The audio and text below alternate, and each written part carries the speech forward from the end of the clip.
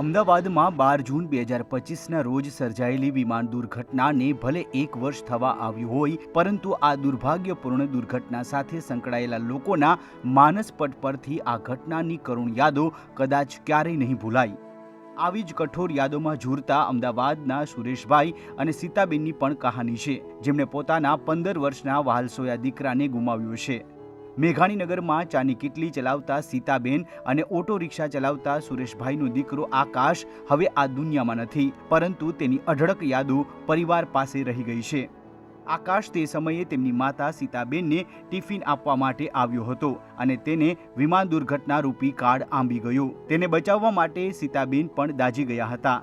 સીતાબેનના હાથમાં આજે પણ એ સમયે દાઝી ગયાનું નિશાન છે, જે પડે પડે તે ઘટનાની યાદો તાજા કરાવે છે અને આજે પણ તેઓ પુત્ર ગુમાવ્યાના શોકમાંથી બહાર આવી શક્યા નથી। અત્યારે એવું છે કે અત્યારે દવાખાને લઈ જવા લાવવાના સીતાબેન છે, દવાખાને લઈ જવા લાવવાના તો આગળ પહેલાં કરતાં તો ઠીક છે, ત્યારે બળતરા બહુ થાય છે। એ દાઝી ગયા હતા, એટલે બચાવવા ગયા હતા, દાઝી ગયા તો આખું બધું બળેલું હતું। કોણે બચાવવા ગયા? છોકરાને બચાવવા ગયા હતા આકાશને। તો હવે ઠીક છે એમના હાથમાં? હજી તો પછી 40% થયું નથી। હવે બોલતા બી નહીં કશું એકદમ, એટલે અત્યારે બધી યાદ આવશે ને મગજની નસો યાદ કરી ગયા, રોવાનો અટક જોવા શરીરનું બચડો થઈ ઉઠી જાય।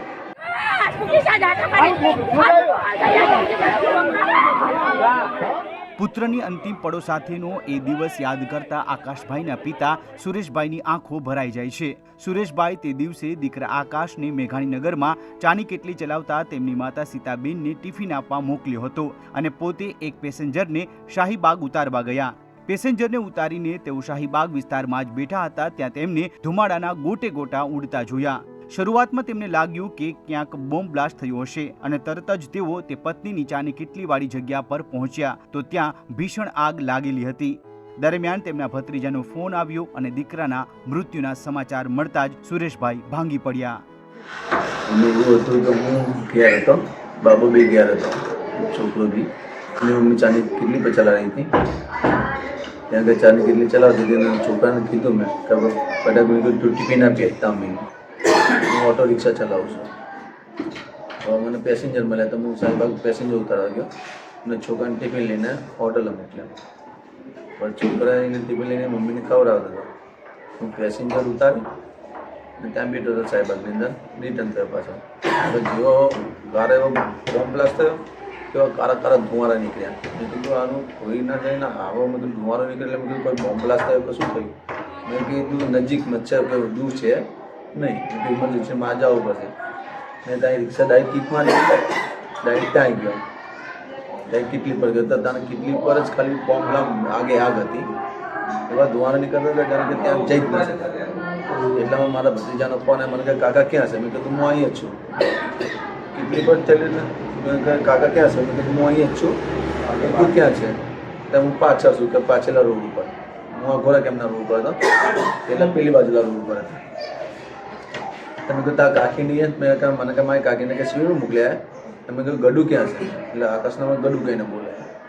હું ગડુ ક્યાં છે? કે ગડુ કે મળ્યો નથી કે ત્યાં હોત હું અહીંયા વધુ છું। હું કીધું નીચે કોઈ હોય નહીં, આજુબાજુ હોય તો મને ફોન કરજે। એટલે સારું, પછી ફોન કર્યો, મારા 10-15 મિનિટ એને ફોન કર્યો। મને કે કાકા કે તું તાત્કાલિક સિવિલમાં આવી ગયા। મેં કહ્યું કેમ? તું સિવિલમાં તાત્કાલિક તારું કામ છે કે? મેં કહ્યું સારું મોટો સિવિલમાં ડાયરેક્ટ હું ત્યાં ડાયરેક્ટ ગયો। મેં કહ્યું શું થયું? મને કે ગડુને ક્યાં લાવે છે? હું ગડુ ક્યાં છે? તો ગડુને કે પોસ્ટમોર્ટમમાં લઈ ગયા। મેં કહ્યું પોસ્ટમોર્ટમમાં લઈ ગયા ને? મેં કહ્યું પોસ્ટમોર્ટમનું નામ લીધું એટલે હું ઢીલો જ થઈ ગયો। મેં પોસ્ટમોર્ટમમાં ક્યારે લઈ જાય માણસ? ડીએમ થઈ ગયું એ જ લઈ જાય। મેં કીધું છોકરો ગયો, કીધું હવે જય શ્રી કૃષ્ણ। મેં કીધું તારી કાકી ક્યાં છે? મેં કહ્યું તમારી કાકીને કંઈ ઉપર દાખલ કર્યા। એમની પાસે ગયો, જોયું એમને બધું આમ એટલા ભરેલા હતા, એને કહેવાય એવું બી નહોતું કે છોકરો ઓફ થઈ ગયો।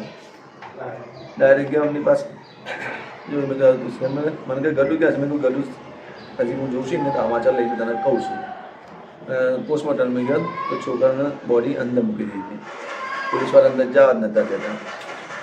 પછી મને કહે કે 72 કલાકમાં ભાઈ પછી તમને રિપોર્ટ મળશે છોકરાને લાશો.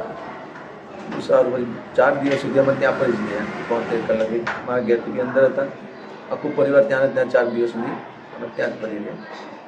72 કલાક પછી અમને લાશ આપી. છોકરા સમસામ કાઢ્યા અને પછી ત્યાં સુધી અમને 10, 15, 20 દિવસ સુધી અમને ખબર પડવા દીધી નહીં કે તમારો છોકરો ઓફ થઈ ગયો, કેમ કે હાલત બહુ ભયંકર હતી.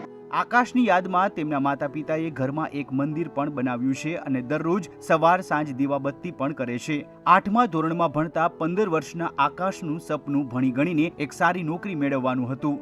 આકાશ તેના પિતાને કહેતો હતો કે હું મોટો થઈશ પછી સારી નોકરી કરીશ અને પછી તમારે કમાવવાની જરૂર નહીં પડે, પરંતુ કુદરતને બીજું જ કંઈક મંજૂર હતું. મંદિર અમારે બનાવવું પડે કે છોકરો બધી વિધિ કરી માતાજીને દાના બાના લઈએ. જ્યારે છે તમારે વિધિ કરવાની હોય ત્યારે કે મહારાજ બને તો પૂર્વજ બને, તમે પૂર્વજ કહે એટલે અમારે મંદિર બનાવીને મેં ખુશ કરો.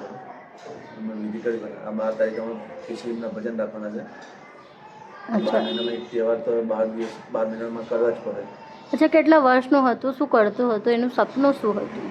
એનું સપનું બનતો તો સારું, એ લોકો નોલેજ હતી એનું સારું બનતો હતો. એટલે કહેતા હતા પપ્પા તારા મહેનત કરે છે પણ હું જે દા બનીને મોટો થયો એ દિવસ કમાવાની કોઈ જરૂર નહીં બને, બેઠા બેઠા ખાઈશું. અને અમારી ઈચ્છા બી એવી હતી કે સારી નોકરી બને, સારી મહેનત કરીને બનાવતા, ચાની કિલ્લી ચલાવતો, ઓટો રિક્ષા ચલાવતો, સારી નોકરીના પર ધ્યાન નથી કે બની ગઈ થોડો હોશિયાર બને કે સારી નોકરી લાગે તો પાછી છે અમારે જોવું ના પડે. કેટલી ઉંમર હતી એમની? 15 વર્ષની ઉંમર. અચ્છા, કયા ધોરણમાં ભણતો હતો? કઈ સ્કૂલમાં ભણતો હતો? આકાશની કારમી વિદાયથી સુરેશભાઈનો પરિવાર વેરવિખેર થઈ ગયું છે. તેઓ કહે છે કે આકાશ પછી તેમની પાસે કોઈ માંગણી કરવા વાળું રહ્યું નથી. આકાશ વગરનું ઘર નથી લાગતું. ખાવાનું તો ઠીક, ઊંઘવાનું અને ઘરમાં આવવાનું પણ મન નથી થતું. 5 લોકો હતા, 5 ને 2 7 હતા. એની અંદર યાદ શું કે પૂરો ફેમિલી બેસીને ખાતું હતું, અત્યારે ખાવા વાળો નથી.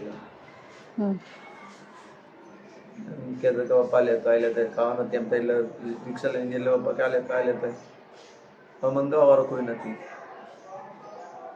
કોણ ક્યાં ખાય છે, કોણ ક્યાં શું વસ્તુ, કોણ ક્યાં રહેશે ખબર નહીં પડતી. રાતે ઊંઘવાનું ઘરમાં મન નહીં થતું, ખાવાનું મન નહીં થતું, ઘરમાં આવવાનું મન નહીં થતું. અમદાવાદમાં સર્જાયેલી વિમાન દુર્ઘટનામાં ન માત્ર આકાશે જીવ ગુમાવ્યો પરંતુ અસંખ્ય પરિવારોએ પોતાના સભ્યો ગુમાવ્યા છે. આ દુર્ઘટનામાં કોઈએ પુત્ર ગુમાવ્યો છે તો કોઈએ માતા પિતા. આ એવી પીડા છે જેની સારવાર સમય નામની દવા પાસે પણ નથી. અમદાવાદથી રોશન આરાનો અહેવાલ, ETV ભારત.